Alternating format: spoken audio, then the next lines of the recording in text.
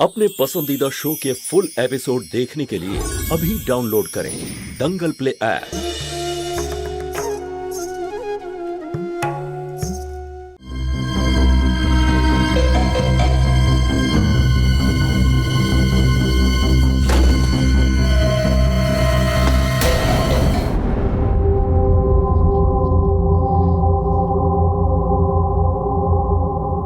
ব্রজ তো ওদের বাড়ির লোক হয়ে উঠেছে দেখছি। নিজের চোখে যদি না দেখতাম আমি তো বিশ্বাসই করতাম না। এটাই তো মুশকিল। যদি এই বদমাশটা এই কাজে পারদর্শী না হতো, না ওর পাল্লায় আমাদের জ্যোতি পড়তো, আর না সুষমা। কিন্তু কিন্তু এখন তো সুধাও ওই বাড়িতে আছে, আর আমার 3 মেয়ের জীবনটাও ছাড়খাড় করে দেবে আমি বলে রাখছি। আর এদিকে আমরা চুপচাপ অসহায়ের মতো তাকিয়ে থাকবো, কিচ্ছু করতে পারবো না। আমি কিছুতেই বুঝতে পারছি না কি যে করি।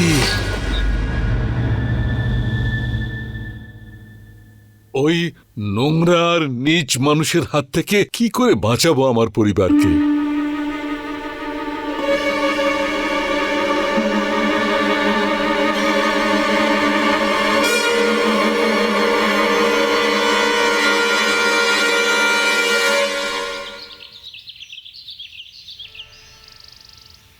কে এসেছিল?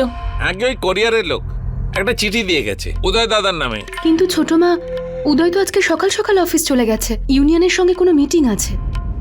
যদি আপনি বলেন তাহলে লেটারটা অফিসে পাঠিয়ে দেব, হয়তো কোনো আর্জেন্ট কিছু। দাও দেখি। ঠিক আছে, যাও। হ্যাঁ, কার্ড বা ফটোগ্রাফ মনে হচ্ছে।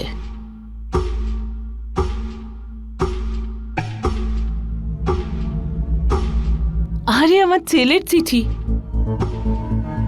এর আগেও আমি দেখেছি, ও কিছু মনে করবে না।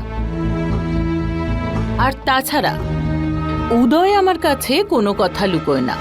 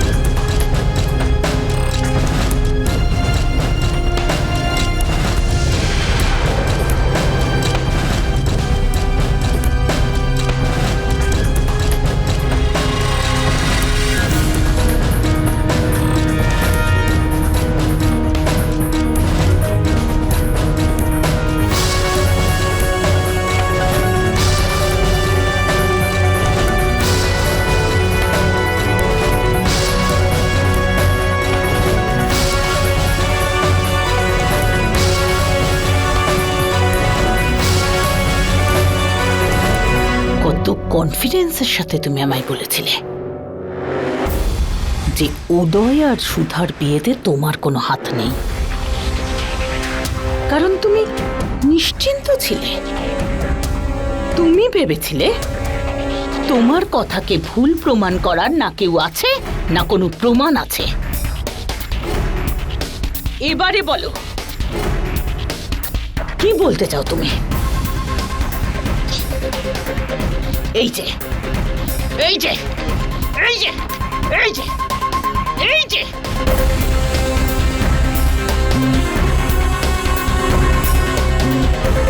তোমারই তো ছবি, তাই না?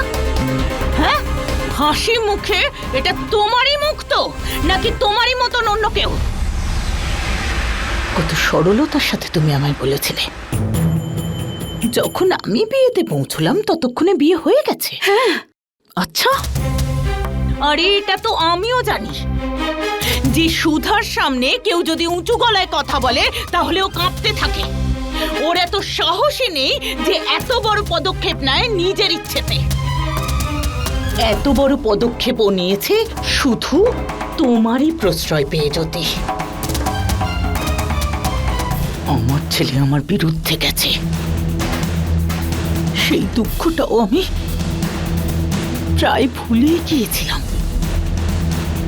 প্রত্যেক দিন শুনতে শুনতে শুনতে তোমার মিথ্যেটাও আমার সত্যি মনে হলো জ্যোতি।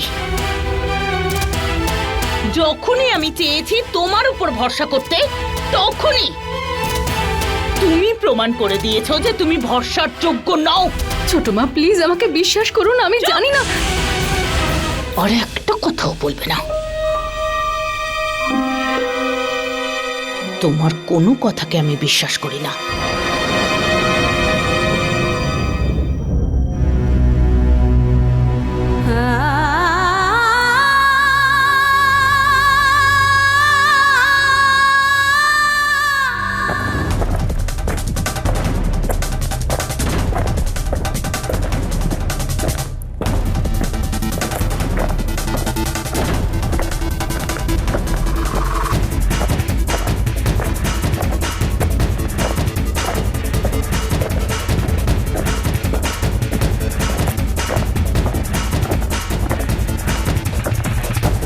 দাঁড়াও,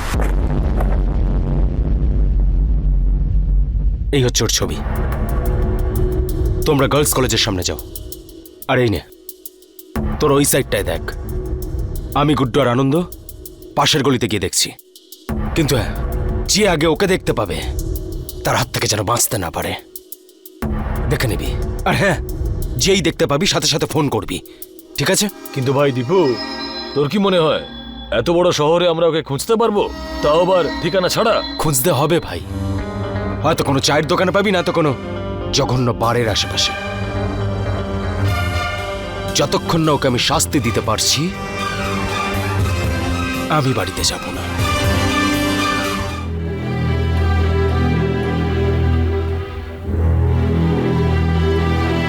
ছোট মা, পঙ্কজ, আমি এখন খুব চিন্তায় আছি, প্লিজ আমায় ডিস্টার্ব করিস না। ছোট মা, আমি জানি তোমার মুড কেন খারাপ। জ্যোতি আমাকে সব বলেছে। ওই ফটোগ্রাফগুলো দেখে জ্যোতিও খুবই আপসেট।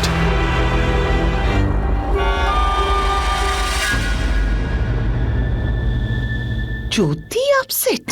হ্যাঁ, আমার সব সময় মনে হতো যে এই বাড়ির বড় বউ জ্যোতি আমার ছেলের বিয়ে নিয়ে বারবার মিথ্যে বলছে।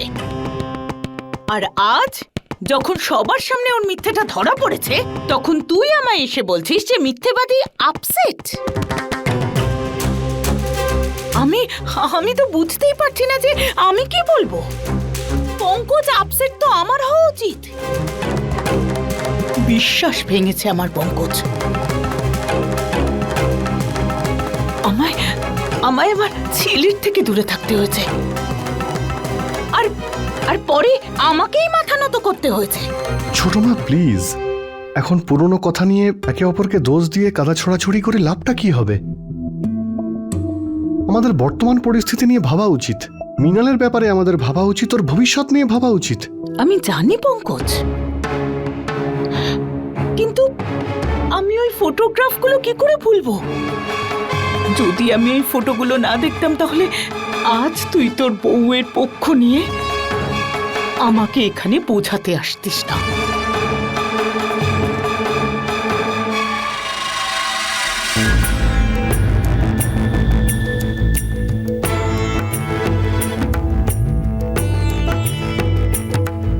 হ্যাঁ স্যার, এই ছেলেটা রোজ সকালে এখানে আসে, চা বিস্কুট খায় আর অটো ধরে চলে যায়।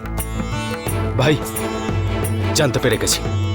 তুই মুন্নাকে ফোন করে এখানে রাখ, আর সবাইকে বল যে পাশের গলিতে টি স্টলটা রয়েছে, ওখানে যেন পৌঁছে যায়। আমি ওখানেই অপেক্ষা করছি।